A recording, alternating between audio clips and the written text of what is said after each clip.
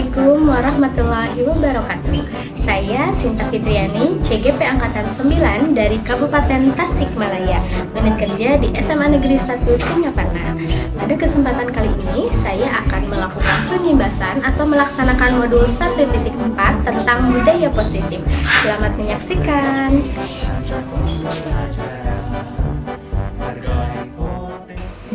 Assalamualaikum warahmatullahi wabarakatuh. Waalaikumsalam warahmatullahi wabarakatuh. Selamat siang Ibu yang cantik-cantik, dan saya ucapkan terima kasih karena telah bersedia berkumpul di sini untuk mengikuti acara yang akan dibawakan oleh Ibu Sinta tentang modul 1.4 teori motivasi hukuman dan juga penghargaan restitusi. Ini merupakan suatu aksi nyata dari program CGP Angkatan 9. Sebelumnya kita sama-sama bersyukur karena alhamdulillah pada kesempatan kali ini kita berkumpul dalam acara ini dengan keadaan sehat walafiat. Dan salam serta salam semoga tercurah limpahkan kepada junjungan Allah yang dihabibana wa nabiyana Muhammad sallallahu alaihi wasallam. Acara selanjutnya agar bisa berjalan dengan efektif, mari kita buka acara ini dengan bacaan basmalah bersama-sama. Bismillahirrahmanirrahim. Untuk selanjutnya saya akan langsung saja kembalikan materi kepada Ibu Sinta Fitriani, kepadanya di kursi.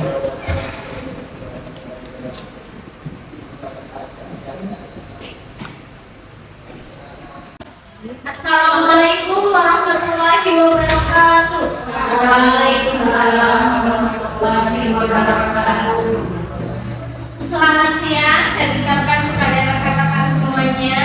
Yang pertama, saya ucapkan terima kasih atas kesediaan waktunya bisa membersamai saya untuk tugas di modul 1.4 tentang teori motivasi hukum dan penghargaan restitusi. Ini bagian tugas saya dari aksi nyata tentang budaya positif. Sebelum kita mulai, biar bersemangat, kita tepuk semangat dulu ya. Tepuk semangat. Semangat.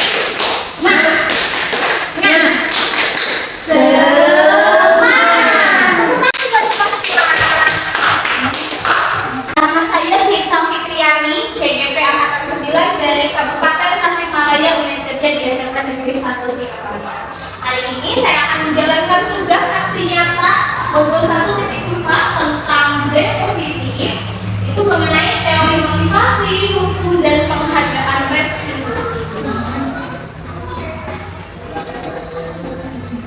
Nah, budaya positif adalah suatu situasi yang terbentuk dari kebiasaan-kebiasaan yang memiliki nilai kebajikan sehingga tercipta lingkungan yang menyenangkan, aman, nyaman untuk murid bertumbuh serta dapat menjaga dan melindungi setiap murid dari hal-hal yang kurang bermanfaat atau bahkan mengganggu proses pengembangan potensi murid.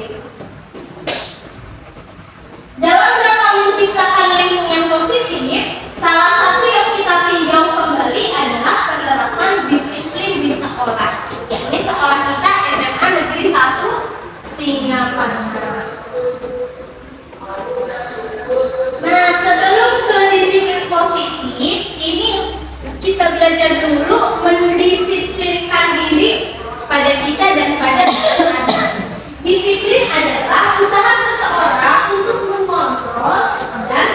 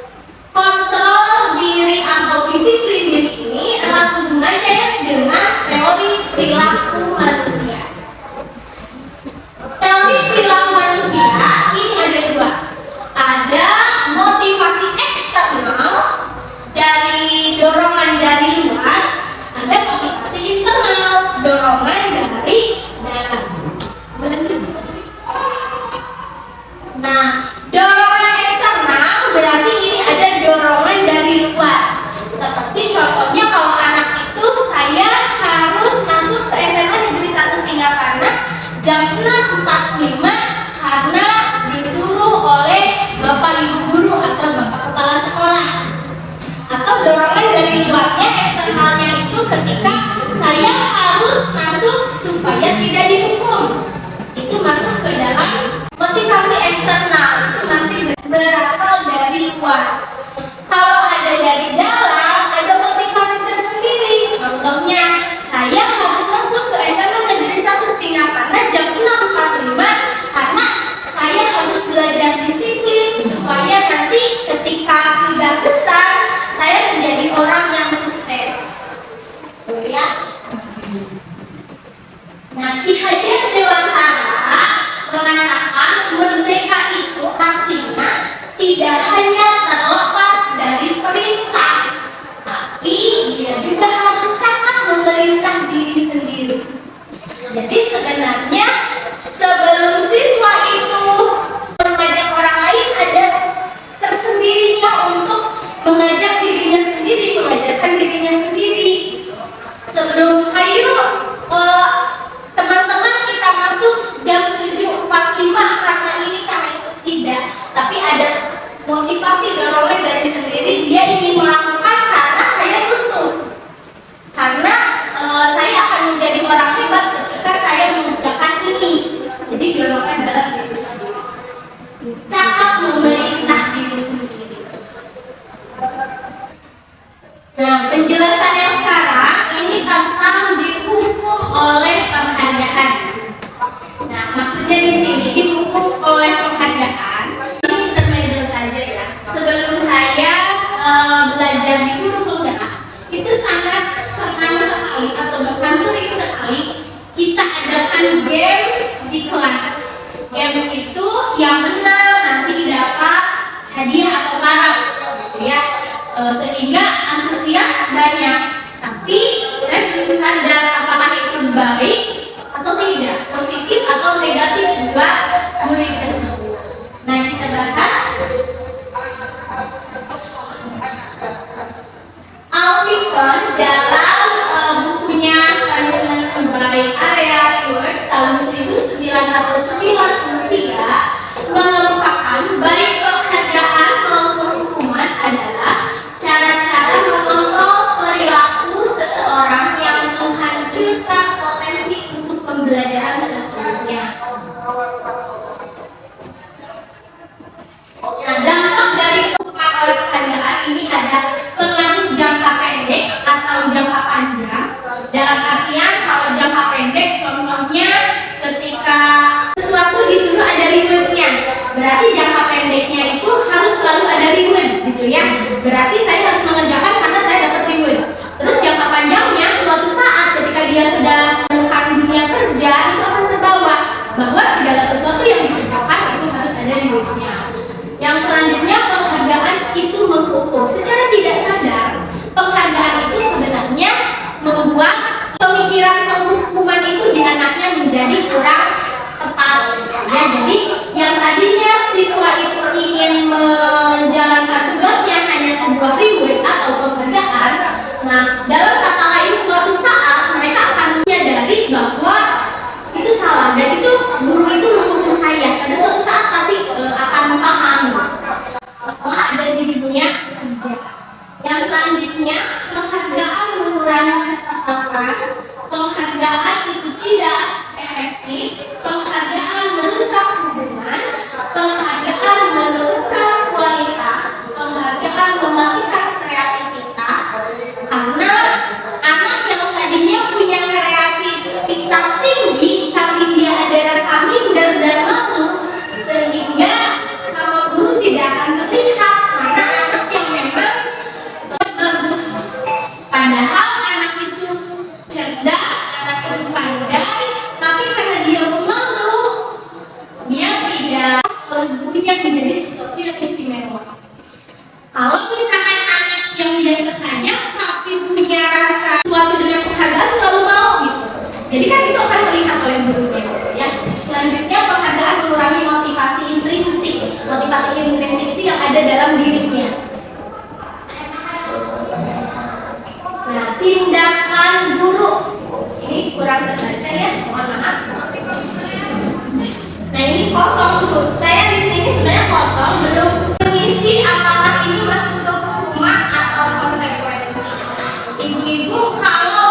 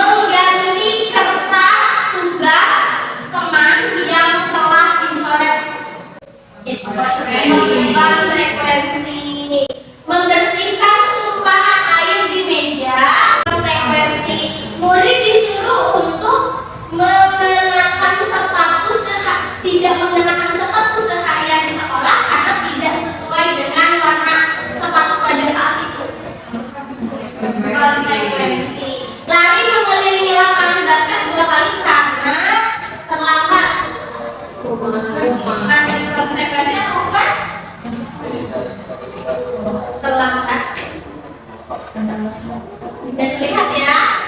Nah, tadi Bapak Ibu catat itu betul.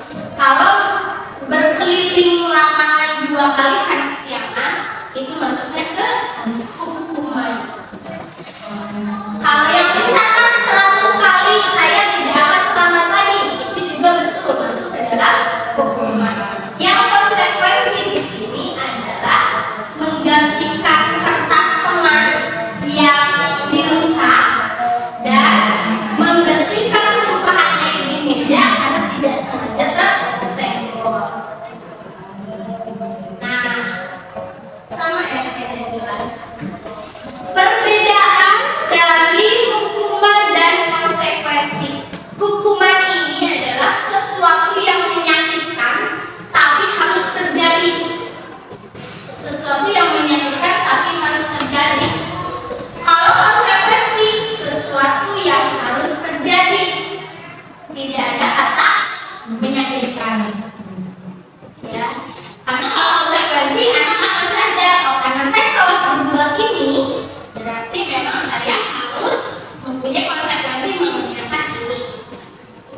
Yang selanjutnya, hukuman membuat anak sakit baik fisik maupun hati dalam jangka waktu yang lama.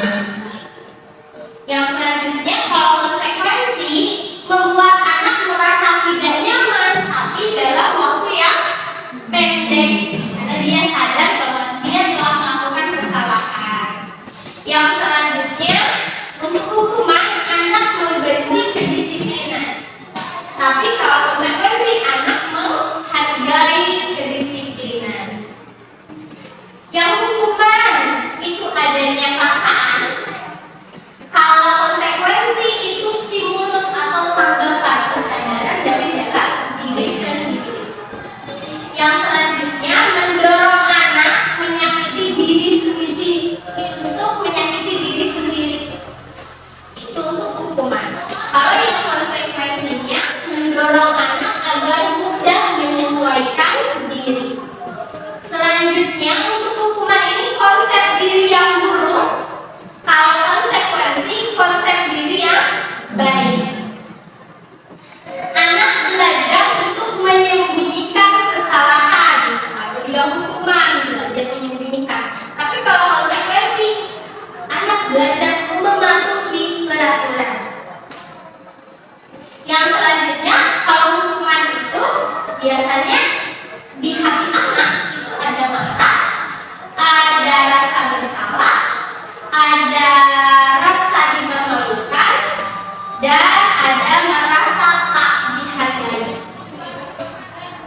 Kalau misalkan konsekuensi, kehilangan hak, dibuat tidak nyaman, diasingkan untuk sementara waktu.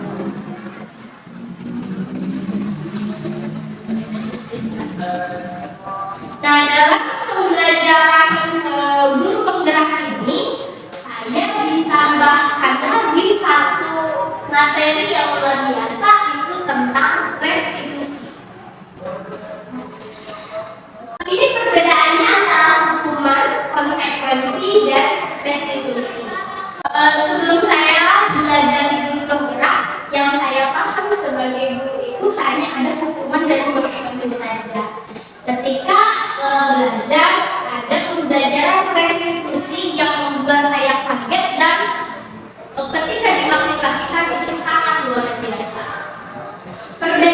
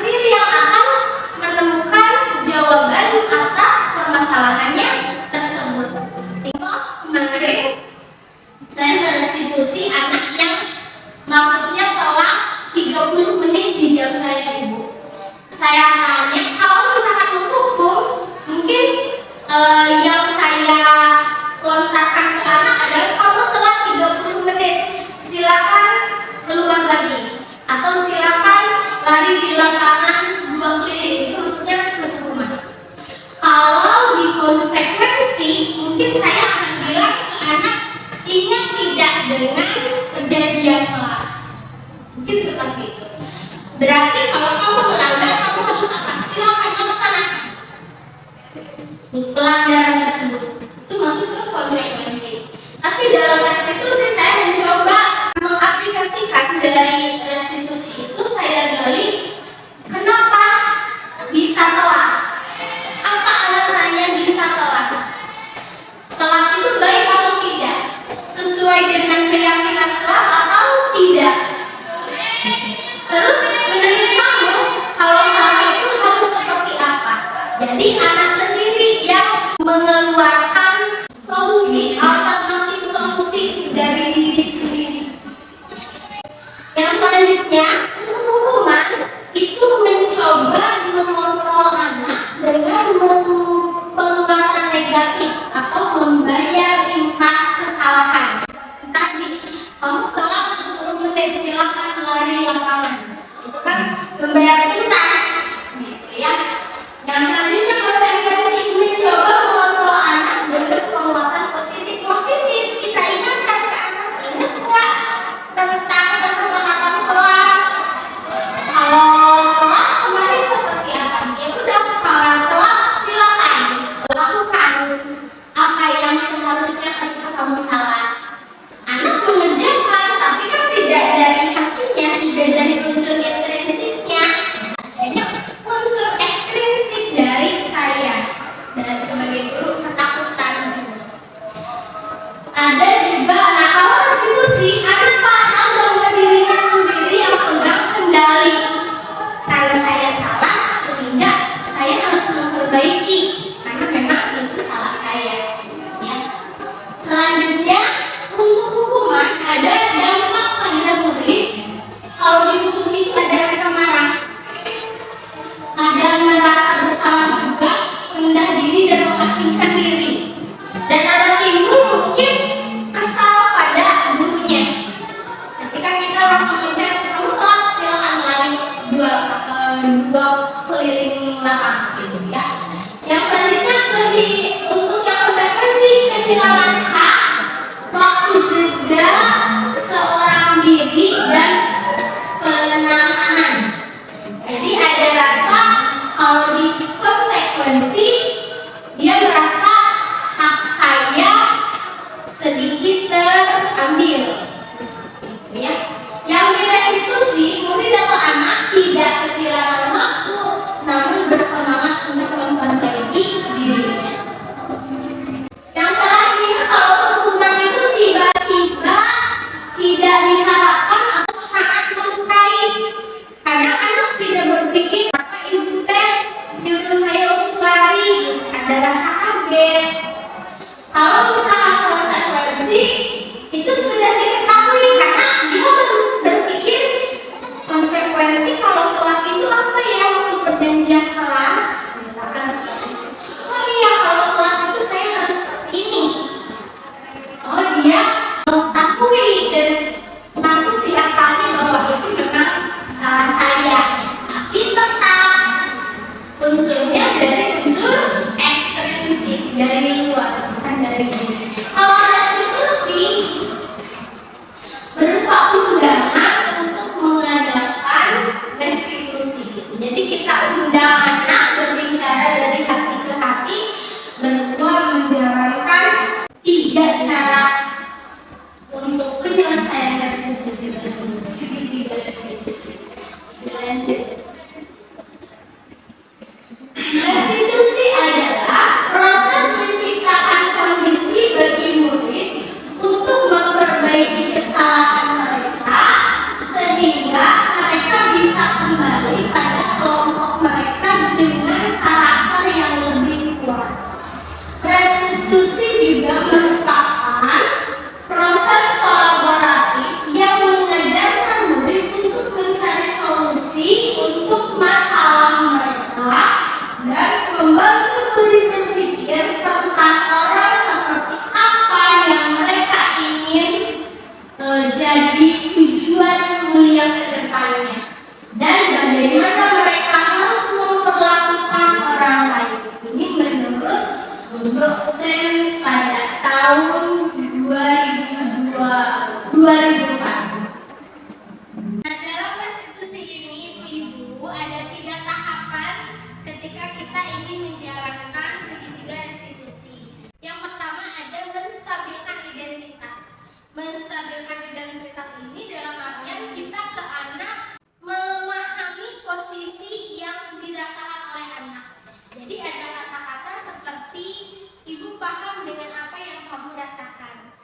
Setiap orang pasti punya kesalahan. Ibu memahami intinya seperti itu, bahwa kita merasakan apa yang anak rasakan.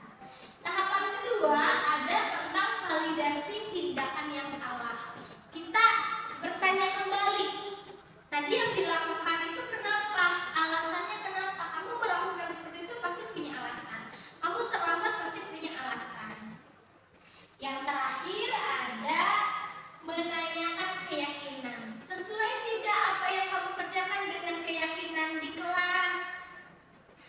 Kalau misalkan jawabannya tidak, berarti apa solusinya supaya kamu tidak melakukan kesalahan tersebut? Nah, berikut ada video contoh dari segitiga restitusi yang saya lakukan di kelas kepada Zalfa dan Risa. Ini ada videonya, selamat menyaksikan. Assalamualaikum warahmatullahi wabarakatuh. Perkenalkan, nama saya Sinta Fitriani, CGP Angkatan 9 dari Kabupaten Tasikmalaya. Unit kerja di SMA Negeri 1 Singaparna. Pada kesempatan kali ini, saya akan berbagi tentang penerapan segitiga restitusi. Segitiga restitusi adalah suatu proses dialog yang dijalankan guru atau orang tua agar dapat menghasilkan murid yang mandiri dan bertanggung jawab. Tahapan pada segitiga restitusi yang pertama adalah menstabilkan identitas. Yang kedua, validasi tindakan yang salah. Dan yang ketiga atau yang terakhir adalah menayangkan keyakinan.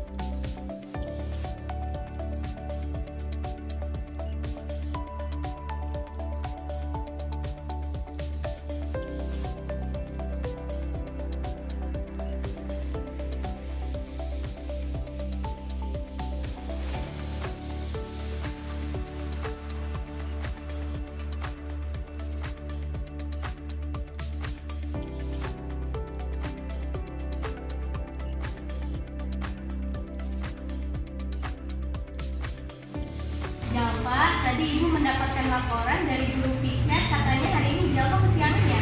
Iya, Bu. Dan ini bukan kali pertama Jalfa kesiangan. Menurut ingatan Jalfa udah berapa kali kesiangan? Udah 5 kali, Bu. Udah 5 kali. Sering terlambat itu merupakan kesalahan atau bukan? Kesalahan, Bu. Nah, baik Jalfa, berbuat kesalahan itu manusiawi. Setiap orang pasti pernah berbuat salah. Yang paling penting kita mau untuk berubah dan mau memperbaikinya. Setuju atau tidak? Setuju, Bu. Siap berubah, Jalfa? Siap, Bu. Kita cari solusinya bersama ya. Siap. Jalfa sering datang terlambat pasti punya alasan. Kenapa Jalfa sering terlambat? Saya sering main game online sampai malam. Main game online sampai malam. Kamu masih ingat keyakinan kelas yang kita sepakati tidak? Masih Kalau datang terlambat, apakah sudah sesuai dengan keyakinan kelas? tidak, Bu. Nah, menurut kamu keyakinan kelas apa yang sudah kamu langgar? Kedisiplinan Menurut Jalfa, kedisiplinan itu penting ya untuk Jalfa. penting, Bu. Nah, kedisiplinan itu sangat penting, apalagi itu yang menjadi kunci kesuksesan kamu di masa depan. Menurut Jalfa, apa yang bisa diperbaiki dari kesalahan ini, Jalfa? Mungkin saya harus tidur lebih cepat dan tidak main game online dulu sebelum tidur. Nah, betul. Terima kasih Jalfa. Jalfa sudah bisa menemukan solusinya. Siap untuk dilaksanakan? Siap, Bu. Nanti ibu akan berkonsultasi dengan orang tua kamu, bekerja sama supaya Jalfa tidak kesiangan lagi. Ya, sekarang silakan Jalfa boleh beristirahat. Terima kasih Jalfa. Assalamualaikum warahmatullahi wabarakatuh. Nama saya Jalfa Dia Pratama, siswa kelas 11 IPS 1. Saya berterima kasih kepada Ibu Sinta karena telah memberikan metode diskusi atas pelanggaran yang telah saya lakukan. Saya bersyukur menemukan solusi dari apa masalah yang saya lakukan saat ini. Terima kasih kepada Ibu Sinta. Assalamualaikum warahmatullahi wabarakatuh.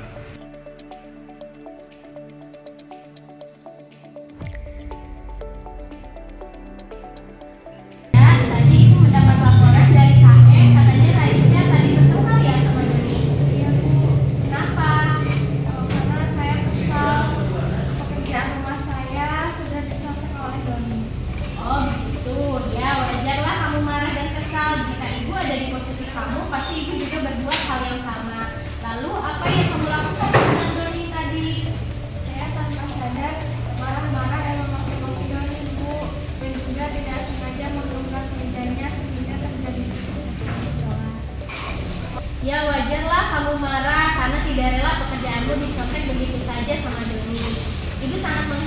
tindakan kamu yang tidak berbuat lebih buruk dari itu seperti memukul.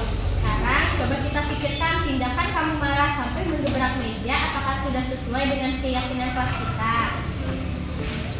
Menurut pendapat kamu, keyakinan kelas mana yang telah dilanggar? Saling menghormati dan menghargai semua teman.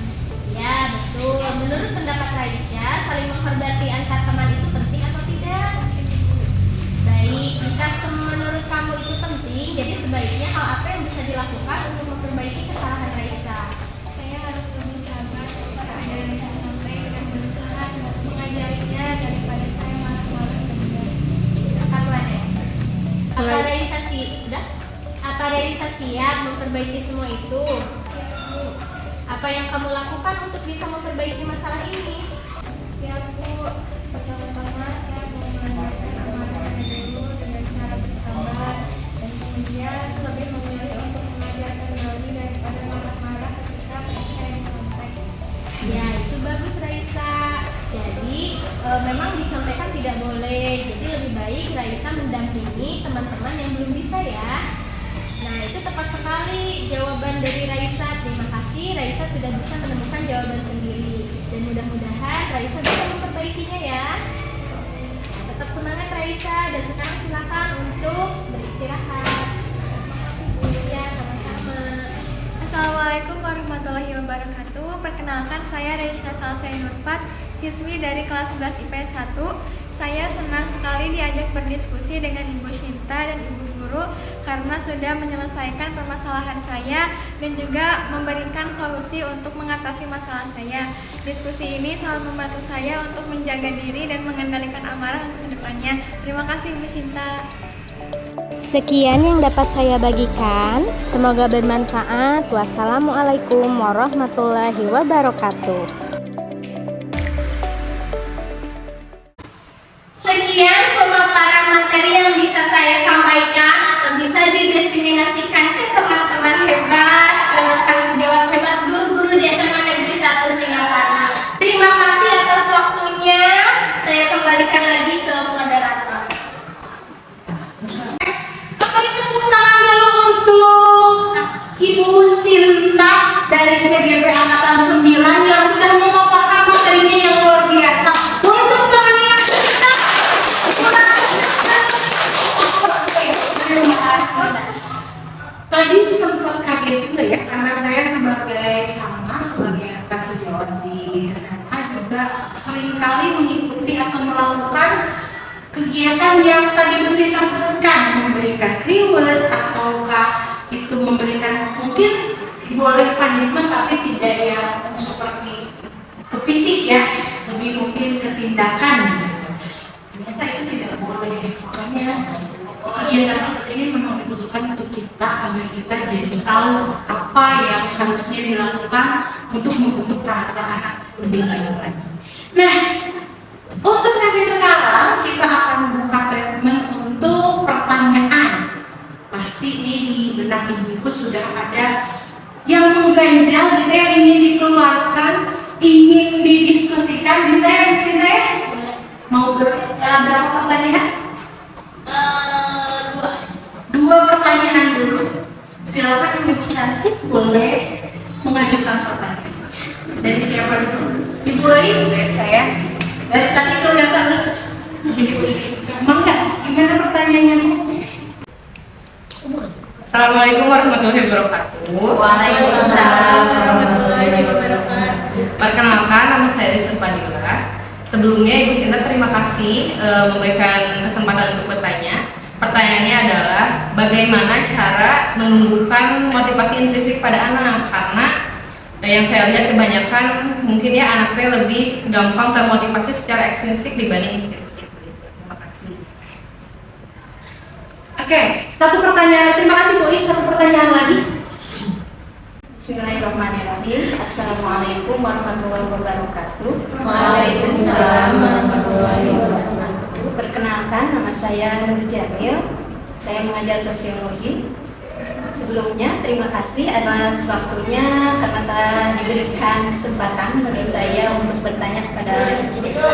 Yang ingin saya tanyakan mengenai reward. Tadi kan reward itu hampir semuanya itu negatifnya atau tidak boleh. Nah, apakah memang semua itu tidak boleh? Lalu bagaimana harus diganti dengan apa reward itu gitu ya? Nah itu, terima kasih, itu saja mungkin yang saya ingin tanyakan. Assalamualaikum warahmatullahi wabarakatuh. Waalaikumsalam warahmatullahi wabarakatuh. Baik Ibu Sinta, jadi terima kasih Bu Nur Jamil. Jadi ada dua ya pertanyaannya. Yang pertama tentang membangun motivasi intrinsik. Yang kedua dari Bu Nur Jamil ini tentang jenis-jenis reward. Apakah semuanya berbentuk negatif ataukah harus ada diganti apa penggantinya? Silakan bisa langsung dibahas.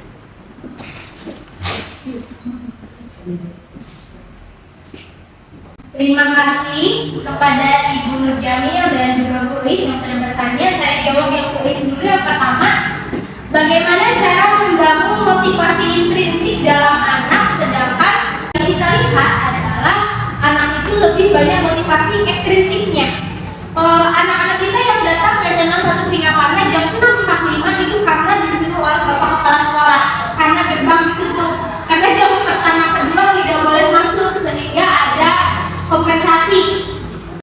Menurut pendapat saya, memunculkan motivasi intrinsik itu Bapak Ibu sebagai wali kelas itu lebih dekat dengan anak, memotivasi anak dengan cara bertanya apa cita-citanya. Cita-cita itu harus diraih atau tidak? Bagaimana cara meraih?